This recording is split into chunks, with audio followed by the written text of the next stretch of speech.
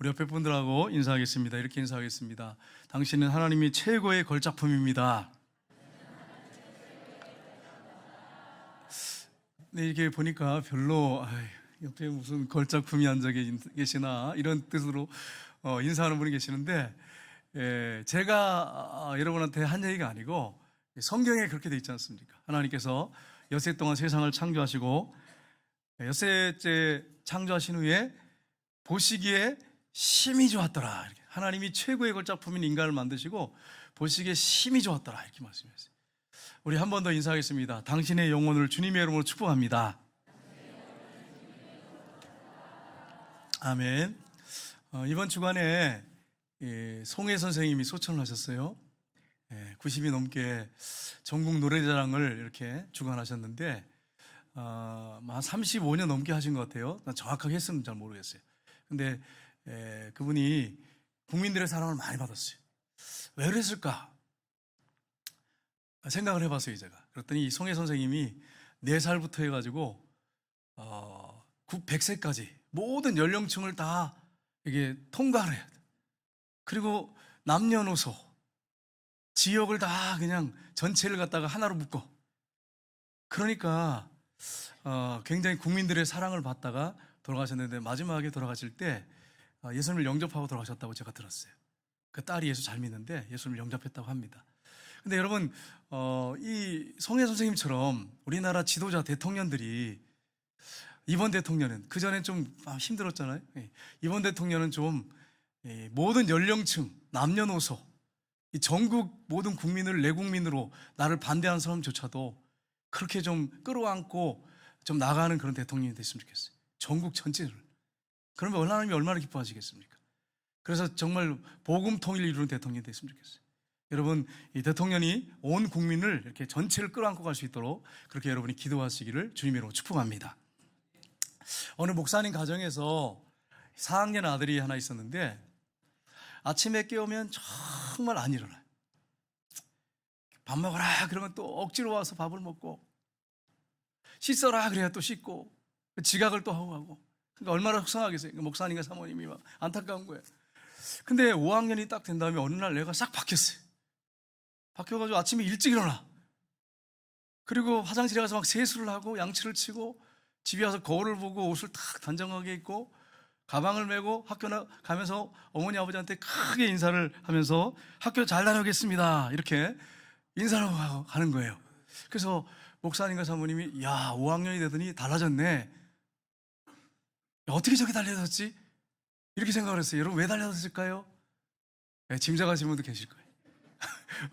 이 사모님이 이상하게 이해가 안 되는 거예요. 방 청소를 이렇게 하는데 편지가 하나 발견됐어. 꽃편지가 하나 발견됐어. 거기에 보니까, 야, 나는 내가 참 마음에 들어. 너를 볼 때마다 나는 기뻐. 학교 갈 때마다 너의 집 앞을 늘 이렇게 돌아서 지나가. 내일 내가 8시 30분에 너희 집 앞을 지나갈 텐데 얼굴만 한번 보여줘. 그럼 난 하루 종일 기쁠 거야. 뭐 이런 내용이 써 있는 거예요. 여러분, 5학년짜리가. 여러분, 사랑의 편지, 꽃 편지 하나를 받고도 5학년짜리가 뒤집어져가지고, 그렇게 아침에 일찍 일어나가지고 그렇게 게으르던 애가 세수하고 양치를 치고 옷 단정히 입고 일찍 학교 가고. 여러분, 사랑이라고 하는 게 이렇게 강력한 힘이 있습니다. 사랑은 한 사람의 인생을 송두리째 바꿔놓기도 합니다. 여러분의 인생을 바꿀 수 있어요. 어떻게 바꿀 수 있느냐? 여러분이 오늘 본문을 통해서, 말씀을 통해서 사랑하는 사람이 되면 여러분의 인생이 바뀝니다. 저의 인생이 바뀌어요. 그렇게 되기를 주님의 이름으로 축복합니다. 여러분, 야곱이 삼촌 라반의 집에 가서 라헬을 짝사랑하게 됐어요. 그래가지고 어떻게 했습니까? 7년을 며칠같이 여기면서 죽을 힘을 다해가지고 열심히 일을 했어요. 그래가지고 라헬을 아내로 했잖아요. 사랑하니까 7년을 갖다가 며칠처럼 이겼다 그래요.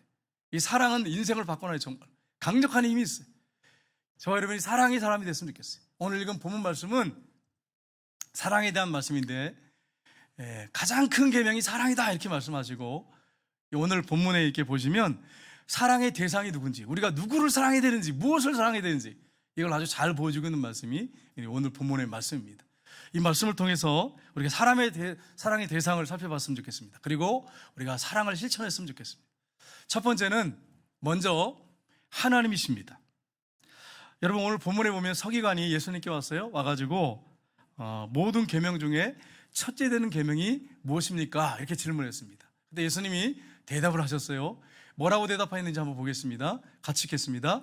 예수께서 대답하시되 첫째는 이것이니 이스라엘에 들으라. 주 곧 우리 하나님은 유일한 주시라. 내 마음을 다하고 목숨을 다하고 뜻을 다하고 힘을 다하여 주 너희 하나님을 사랑하라 하신 것이요. 아멘. 예수님께서 구약 성경을 인용하셔서 첫 번째 되는 큰 계명은 내 마음을 다하고 목숨을 다하고 뜻을 다하고 힘을 다하여 주 너희 하나님을 사랑하라, 이렇게 말씀을 하십니다.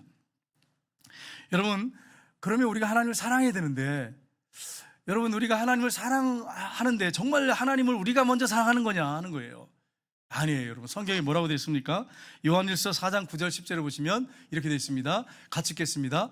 하나님의 사랑이 우리에게 이렇게 나타나신 바 되었으니 하나님이 자기의 독생자를 세상에 보내심은 그로 말미암아 우리를 살리려 하심이라. 사랑은 여기 있으니 우리가 하나님을 사랑하는 것이 아니요 하나님이 우리를 사랑하사 우리 죄를 속하기 위하여 화목제물로 그 아들을 보내셨습니다. 아멘. 우리가 하나님을 사랑한 게 아니에요. 저도 마찬가지, 여러분도 마찬가지잖아요. 여러분이 막 하나님이 사랑스러워서 여러분의 마음에 사랑이 막 끓어 흘러서 하나님을 믿습니까? 아니에요. 하나님이 먼저 우리를 사랑하셨어요. 그래서 독생자이신 예수님을 이 땅에 보내셨어요. 그래서 예수님이 이 땅에 오셔서 우리를 위해 죽으셨어요. 우리를 죄에서 용서해 주시고 구원해 주셨어요. 화목제물이 되셨어요. 그래서 우리가 그 사랑을 알고 감격해서 하나님 앞에 나와서 예배드리고 우리가 하나님 앞에 충성하고 헌신하는 것입니다. 하나님이 우리를 먼저 사랑하셨기 때문에 우리가 사랑하는 것입니다. 착각하시면 안 돼요. 내가 먼저 하나님을 사랑했기 때문에 하나님 나를 사랑한다? 천만의 말씀이에요. 하나님이 나를 사랑하셨기 때문에 우리가 하나님을 사랑하는 것입니다. 이걸 여러분 잊지 마세요. 성경에 보면 하나님이 아브라함을 사랑하셔서 먼저 부르십니다. 창세기 12장에 보면 아브라함아 그러 부르십니다. 그리고 내게 후손을 주겠다고 약속하셨는데 25년 만에 그가 100세 때 아들 이삭을 줬어요. 그럼 여러분 100세의 아들 낳았으니 얼마나 사랑스럽겠습니까? 여러분 생각해 보세요. 25년 만에, 그리고 또 100세에. 이게 하나님이 하시지 않으면 이게 불가능한 일이죠. 하나님이 하신 거예요. 하나님이 하신 거예요. 전에 제가 인터넷 뉴스를 한번 보니까 70몇 먹은 여인이 그 아이를 가졌다는 거예요. 야, 이거 참 신기한 일이죠. 근데 여러분 100세 먹은 그런 아브라함에게 하나님이 경수가 다 끊겼어요. 아내 사라는. 그래 주셨어요. 얼마나 귀합니까? 눈에 넣어도 안 아픈 아들이잖아요.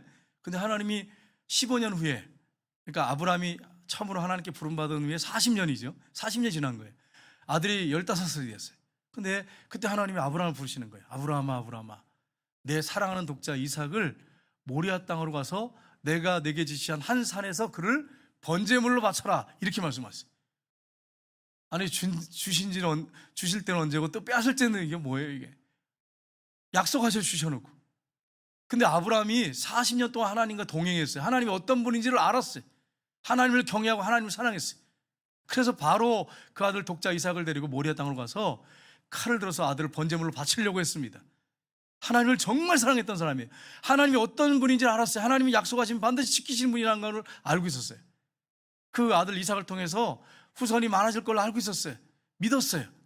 하나님을 믿으니까 하나님을, 아브라함이 그 믿음을 의로 여기셨던 거예요. 그래가지고 하나님께서 아브라함아, 아브라함아 됐다, 죽이려고 했을 때 이제야 내가 너를 사랑한 줄 알았다, 경외한 줄 알았다, 그러시면서 거기서 메시아 언약을 구체적으로 주십니다. 그가 처음 부름받았을 때는 이제 메시아 언약을 줬는데 좀 막연했어요. 근데 내 씨로 말미암아, 단수예요. 예수 그리스도 메시아지, 메시아를 통해서 천하 만민이 복을 받을 것이라고 하는 것을 명확하게 약속하십니다. 여러분, 우리가 하나님을 뜨겁게 사랑해야 됩니다. 하나님을 사랑할 때 하나님이 아세요. 그리고 놀라운 은혜를 베푸시고 복을 주십니다. 우리가 이런 사실을 알고 하나님을 사랑하는 여러분과 제가 되기를 주님의 이름으로 축복합니다. 다윗이 고난 가운데, 고통 가운데 하나님이 어떤 분인지를 알았어요. 그러니까 하나님을 뜨겁게 사랑했어요.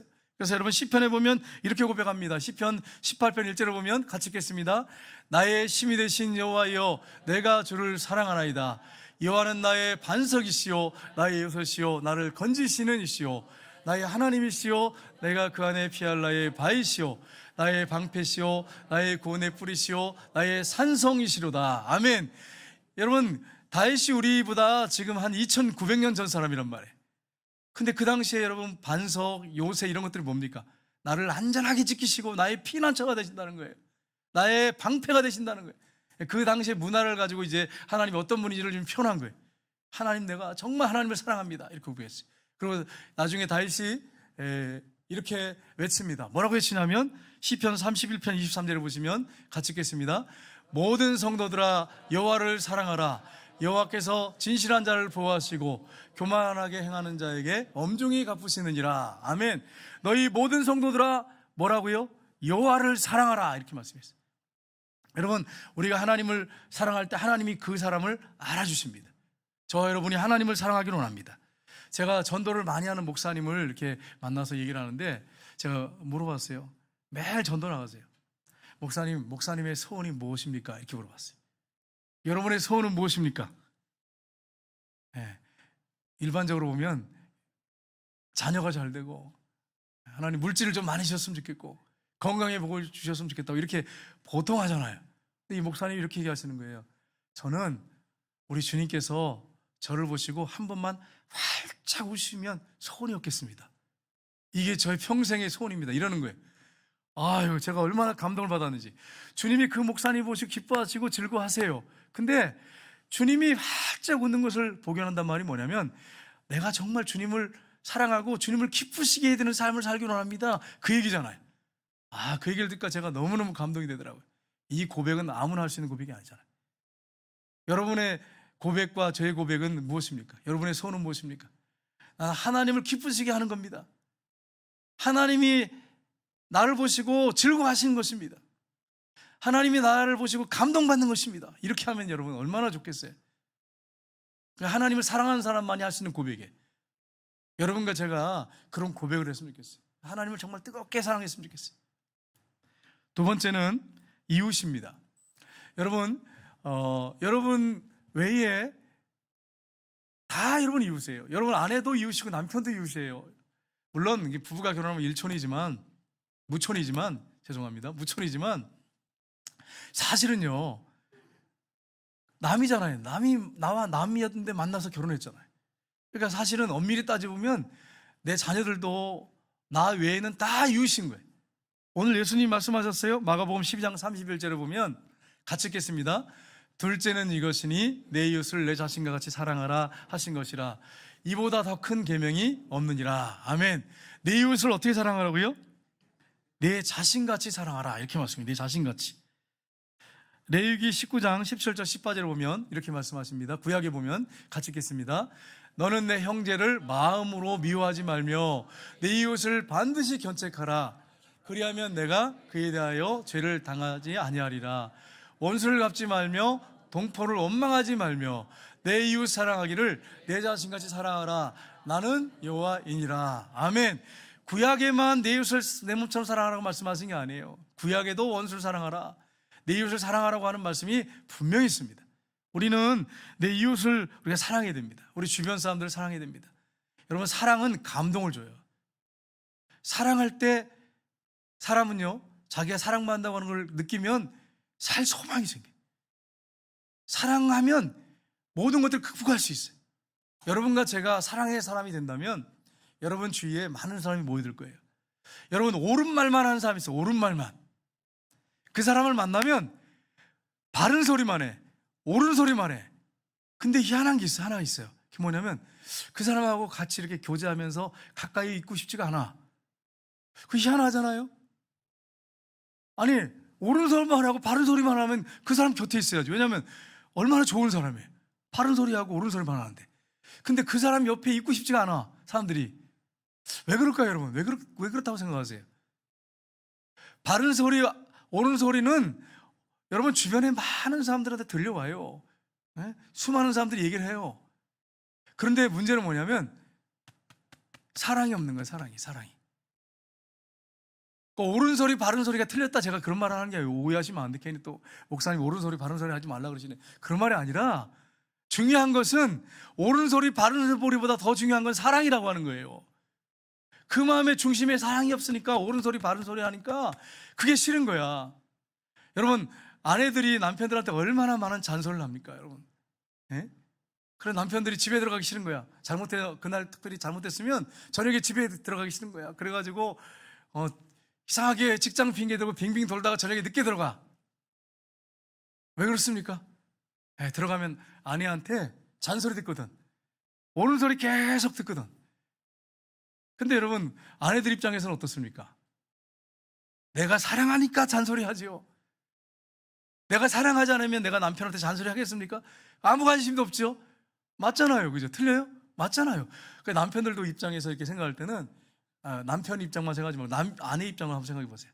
사랑하지 않으면 잔소리 할 수가 없잖아요. 근데 문제는 뭐냐? 아내가 남편의 입장을 한번 생각해 보세요. 옳은 소리 바른 소리는 수없이 듣습니다. 예. 근데 문제는 뭐냐면 사랑을 느끼는 그런 데가 없어. 사랑을 해주는 사람이 없어. 직장에 가면 잔소리밖에 없어. 명령체계에다가. 그러니 사랑받을 데 없죠. 그러면 갈 데가 없잖아요. 뭐 집에 오면 아내한테 잔소리 듣잖아요. 그러면 갈 데가 어디 있겠어요? 안 믿는 사람 같은 경우에는 술집 가면요, 여자들이 얼마나 이 돈 벌하면서 서비스를 잘합니까? 그냥 녹이잖아. 살살 녹이잖아. 거기 빠져들어가서 못 나오는 거야. 남자들이 못 나오는 거야. 알면서도 잘못된 거 알아. 알면서도 거기 들어가. 왜? 사랑을 못 느끼거든. 느끼는 데가 없는데 가면 막 그냥 거짓 사랑이지만 거기 막 살살 녹이는 게 사랑하니까 그냥 거기에 빠져서 못 나오는 거예요. 그러니까 여러분, 사랑이라고 하는 게 이렇게 중요해요. 옳은 소리 바른 소리보다 더 중요한 건 사랑이에요. 그래서 여러분, 이런 사실을 알고 정말 사랑의 사람이 되시기를 주님의 이름으로 축복합니다. 내 이웃을 내 몸처럼 사랑하라, 이렇게 말씀했잖아요. 갈라디아서 5장 13절에 보시면 이렇게 되어 있습니다. 형제들아, 너희가 자유를 위하여 부르심을 받았으나 그러나 그 자유로 육체의 괴로 삼지 말고 오직 사랑으로 서로 종노릇하라. 아멘. 사랑으로 뭐 하라고요? 종노릇하라. 교회 안에서 직분들이 다양하지요. 근데 사랑하는 사람은 종노릇합니다. 사랑하는 사람은 종노릇하게 돼 있어요. 가정에서도 사랑을 많이 한 사람이 가정을 섬기게 돼 있어요. 어머니가 왜 그렇게 자녀들한테 큰 게 잘못한 것도 없는데 모든 걸 다 쏟아붓고 잘해주면서도 맨날 미안하다 그러십니까? 왜 그래요? 왜 그래? 여러분이 뭐 자녀들한테 뭐 큰 빚을 졌어요? 아니잖아요. 근데 왜 그렇습니까? 사랑하기 때문에 그래요. 사랑하기 때문에 막 주는 거 다 빚을 져가면서도 다 해주면서도 자녀들한테 그냥 미안해 맨날. 왜 그래요? 사랑하기 때문에. 이런 마음을 가지고 우리가 살아야죠. 이런 마음을 가지고. 요한일서 3장 16절을 보시면 같이 읽겠습니다. 그가 우리를 위하여 목숨을 버리셨으니 우리가 이로써 사랑을 알고 우리도 형제를 위하여 목숨을 버리는 것이 마땅하니라. 아멘. 우리 하나님께서 우리를 사랑하셔서 독생자를 아낌없이 우리에게 주셨어요. 예수님이 우리를 사랑하셔서 자기의 목숨을 버리셨어요. 버리셨단 말은 목숨을 버리지 않아도 된다는 거예요. 안 주실 수 있었어요. 근데 우리를 사랑하셔서 목숨을 버리셨어요. 이것 때문에 우리가 하나님의 사랑을 알고 예수님의 사랑을 알고 이걸 체험했기 때문에 우리가 형제를 위하여 목숨을 버리는 것이 마땅한 것입니다. 그렇기 때문에 우리가 무슨 얘기를 하든지 간에 내 자존심이 상하더라도 종노릇하는 것, 섬기는 것이 마땅한 것입니다. 사랑하는 것이 마땅한 것입니다.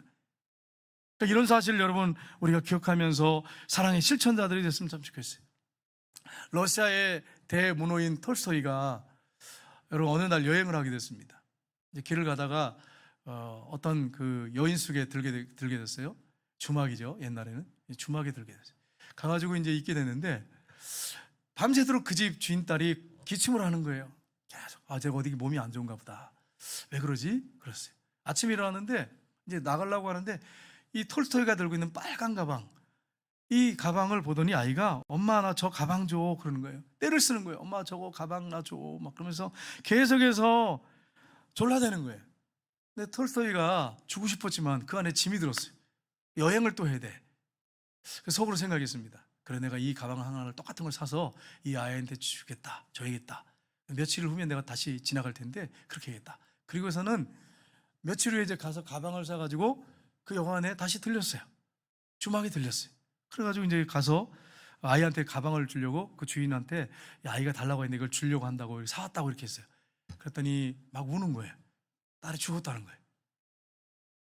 그래가지고 톨스토이가 가슴이 아파가지고 무덤이 어딨냐고 갔어요. 가가지고 거기서 눈물을 흘리면서 거기다가 비석을 세워줬어요. 비석에다가 글을 하나 써서 붙여줬어요. 뭐라고 썼느냐? 사랑을 미루지 말라. 이렇게 써서 그 비석에다가 써놨다는 거예요. 새겨놨다는 거예요. 여러분, 사랑은 미루면 안 돼요. 여러분, 사랑은 미루면 안 돼. 여러분, 남편과 아내가 서로 사랑한다는 말을 하고 살아야 되는데, 아니 말 안 해도 다 알잖아. 꼭 말을 해야 됩니까? 이렇게 하는데 여성들은요, 말해주기를 기다려. 여러분, 서로 사랑한다고 하는 말을 매일같이 하시기를 주님의 이름으로 축복합니다. 근지럽고 막 몸에 그냥 뭐가 나는 것 같을지라도 좀 해보셔야 돼. 여러분, 남편에게 사랑합니다 이렇게 고백하세요. 아내한테 사랑합니다 이렇게 고백을 하세요.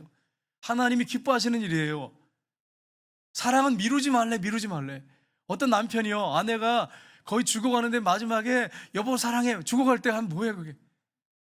눈 감을 때 여보 사랑해 귀에다 대고. 그럼 무슨 의미가 있어요 여러분? 그게 살아있을 때 미루지 말고 사랑한다고 좀 고백하세요.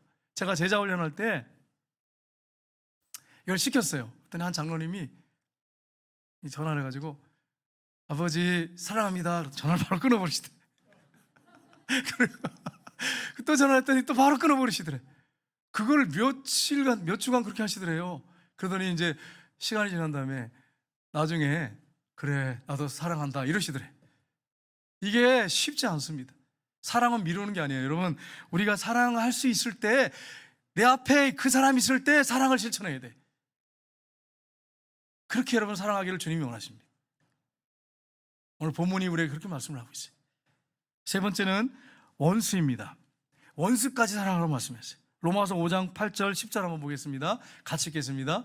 우리가 아직 죄인 되었을 때에 그리스도께서 우리를 위하여 죽으심으로 하나님께서 우리에 대한 자기의 사랑을 확증하셨느니라.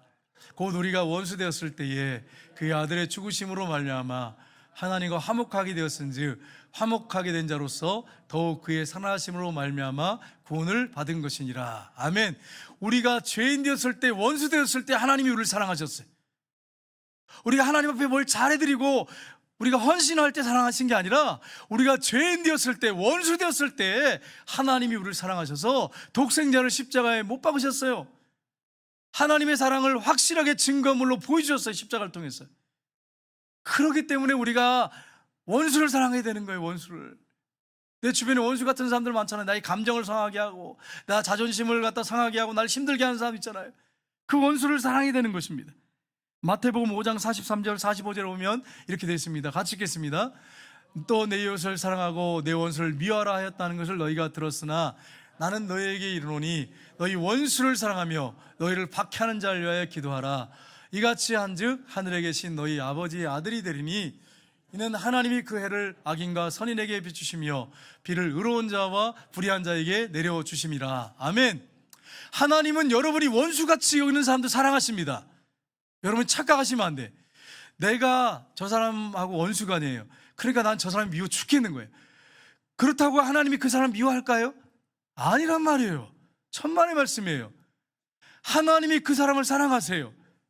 제가 예전에 어떤 사람이 미웠어요. 그래서 막 너 어떻게 저럴 수 있을까 미워했는데 하나님이 그 사람을 사랑한다는 거예요. 여러분 기도 깊이 해보세요. 하나님이 그 사람을 사랑하십니다. 여러분을 미워하는 거지 하나님은 그 사람을 미워하지 않습니다. 하나님은 사랑하십니다. 그래서 여러분 원수를 사랑하셔야 되는 거예요. 내가 원수였는데 하나님이 나를 사랑하셨어요. 먼저 사랑하셨어요. 그러면 내가 당연히 그런 사랑을 이었다면 그 은혜를 기억한다면 우리가 원수까지 사랑하는 것이 당연한 것입니다. 누가복음에 보면 이렇게 되어 있습니다. 누가복음 6장에 보시면 같이 읽겠습니다. 그는 은혜를 모르는 자와 악한 자에게도 인자하시니라. 너희 아버지의 자비로우신 같이 너희도 자비로운 자가 되라. 아멘. 하나님은 어떤 분이라고 그러셨어요? 은혜를 모르는 자. 제가 과거에 어떤 사람한테 은혜를 좀 베풀었는데 은혜를 몰라요. 원수로 감사하셨어요. 근데 그 은혜를 모르는 자와 악한 자에게도 인자하시니라. 이 말을 원어상에 보니까 감사하지 않는 자, 또 고마운 마음을 모르는 자, 이런 사람에게도 하나님께서 인자하시대요. 자비로우시대. 악한 자, 이 사악한 자, 이런 자에게도 하나님이 자비로우시대. 너희 하나님이 너희 아버지가 그렇게 하신 것처럼 너희도 그렇게 하라, 이렇게 말씀하셨어요. 여러분 주변에 원수 같은 사람 있잖아요. 미운 사람 있잖아요. 그 사람을 사랑하라고 말씀하세요. 저에게 말씀하시고 여러분에게 말씀하시는 거예요. 여러분 지금 가만히 한번 생각해 보세요. 지금 여러분이 미워 죽겠는 사람이 혹시 여러분이 있다면, 원수가 있다면 그 사람을 여러분 사랑하셔야 돼요. 혹시 그런 마음이 없다면 기도를 많이 하다 보면 성령님이 그런 마음을 주세요. 내 노력 가지고 안 돼. 하나님이 깨닫게 하십니다. 그 원수 같은 사람을 사랑하셔야 돼요. 하나님이 기뻐하세요. 독일의 한 지방에서 실제 있었던 일이에요. 과거에 있었던 일이에요.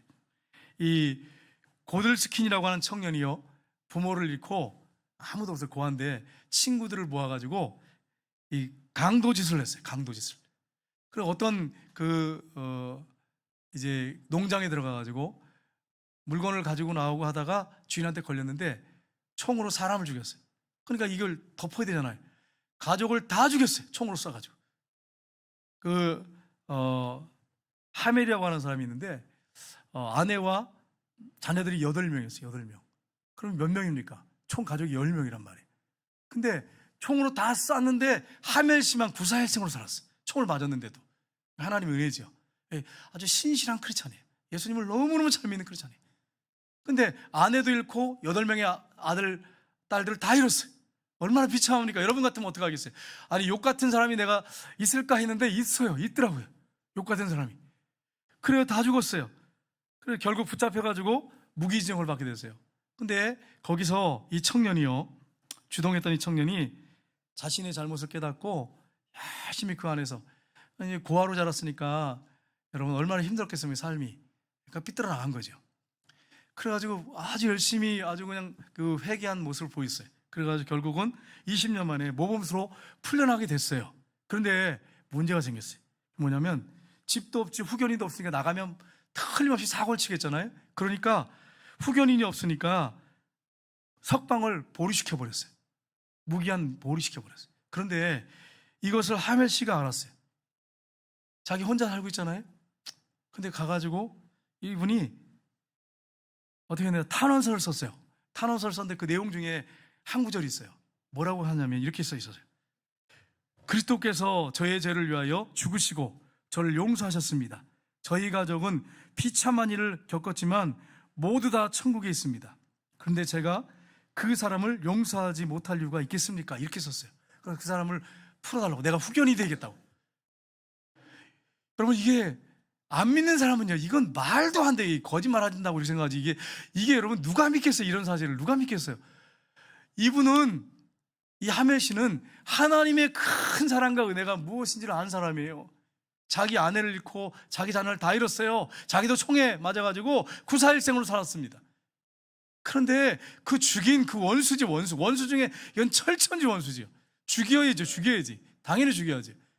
근데 그 원수를 갖다가 후견이 되겠다고 그를 석방시켜달라고 탄원서를 제출했어요.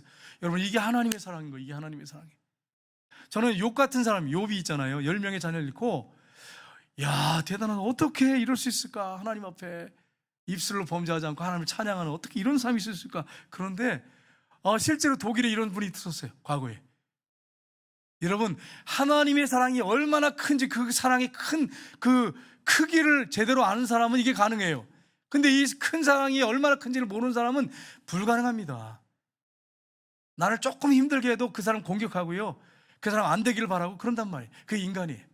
원수까지 여러분 사랑하라고 말씀했어요. 마지막으로 네 번째 성경 말씀입니다. 링컨이 이런 말을 했습니다. 성경은 하나님이 우리 인간에게 주신 제일 귀한 선물이다. 세상의 모든 좋은 것은 성경책을 통하여 주어졌다. 그러면 성경을 우리가 사랑해야 돼. 그래서 시편 119편 97절 한번 보겠습니다. 내가 주의 법을 어찌 그리 사랑하는지요, 내가 그것을 작은 목소리로 읊조리나이다. 아멘. 하나님 말씀을 얼마나 사랑했던지 묵상하면서 계속 입에서 되뇌기는 거예요. 시편 119편 92절 보겠습니다. 같이 읽겠습니다. 주의 법이 나의 즐거움이 되지 않았다면 내가 내 고난 중에 멸망하였으리다. 아멘. 우리 165절 보겠습니다. 같이 읽겠습니다. 주의 법을 사랑한 자에게는 큰 평안이 있으니 그에게 장애물이 없으리로다. 아멘. 하나님을 사랑하는 사람은 하나님 말씀을 사랑할 수밖에 없어요. 우리 조지 뮬러의 글을 보겠습니다. 그가 이렇게 말했습니다. 나는 성경을 읽음으로 69년 동안 행복하게 살았다. 아멘. 그가 20대에 주님 만났어요. 주님을 너무너무 사랑했어요. 주님을 사랑하니까 성경을 사랑하게 됐어요. 성경을 열심히 읽고 기도하기 시작했어요. 69년 동안 난 행복하게 살았대요. 성경을 한 200도 가까이 했답니다. 성경을 그렇게 사랑해가지고 얼마나 읽었던지 69년 동안 행복했대요. 성경을 사랑하는 사람, 하나님을 사랑하는 사람은 행복하게 될 수밖에 없어요. 상황과 환경이 바뀌지 않을 수 있어요. 고난과 고통이 있을 수 있어요. 근데 하나님을 사랑하고 이웃을 사랑하고 원수를 사랑하고 성경을 사랑하면 행복하게 살 수밖에 없어요. 여러분, 이게 어떻게 보면 세상 안 믿는 사람들은요 도저히 말도 안 되고 이해가 안 되는 말이죠. 근데 신앙인들이 이렇게 살면 정말 행복해요. 또 그렇게 산 사람이 있단 말이에요. 증인들이 있단 말이에요. 한 주간 동안 여러분, 우리가 어떻게 살아야 될지를 분명하게 말씀하고 있습니다. 여러분, 하나님을 사랑하고 이웃을 사랑하고 원수까지 사랑하고 하나님 말씀을 사랑하는 한 주간 되시기를 주님의 이름으로 축복합니다.